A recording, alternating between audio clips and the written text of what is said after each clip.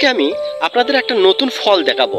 এই ফলটি একসময় নাকি গ্রামগঞ্জে ঝোপে ঝাড়ে প্রচুর পরিমাণে জন্মাতো, কিন্তু এখন পুরোপুরি বিলুপ্ত হয়ে গেছে, অর্থাৎ এখন আর দেখা যায় না।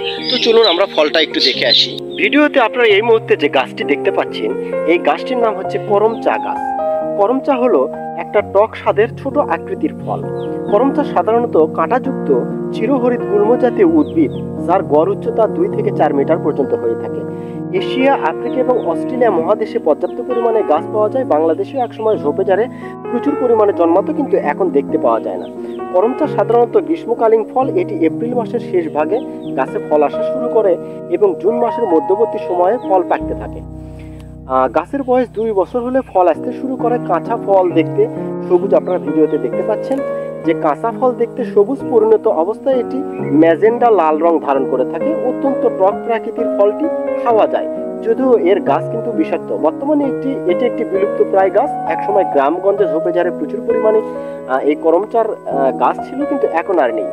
খেতে টক হলেও এই ফলে রয়েছে নানাবিধ ঔষধি গুণ, যেমন করম চা ফল ডায়াবেটিক্স ও হার্টের রোগের জন্য অত্যন্ত উপকারী। এছাড়া সর্দি, কাশি, দাঁত ও মাড়ির নানা রোগ, চুলকনি সহ ত্বকের বিভিন্ন রোগে এই ফলটি সহায়তা করে থাকে। টক জাতীয় ফল হয় এই করম চা দিয়ে কিন্তু বিভিন্ন রকমের আচার তৈরি করা যায়। যদিও একসময় গ্রামগঞ্জে প্রচুর পরিমাণে ছিল, কিন্তু এখন বিলুপ্ত প্রায়। তারপরেও যেহেতু খাওয়ার যোগ্য এবং আচার তৈরি করা যায়, সুতরাং বাণিজ্যিকভাবে বা বাড়ির টবে যদি কেউ করম চা চাষাবাদ করতে চায়, তাহলে সে চারা সংগ্রহ করে চাষাবাদ করতে পারে। ফলটি এই যে দেখছেন কত সুন্দর ফল।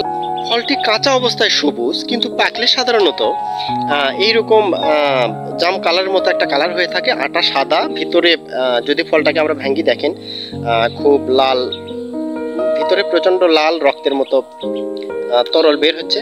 এই যে দেখেন প্রচন্ড লাল, এবং খেতেও একদম খারাপ না, খুব ভালো, কিন্তু টক প্রাকৃতির। সাধারণত আচার করার জন্য ফলটি উপযুক্ত।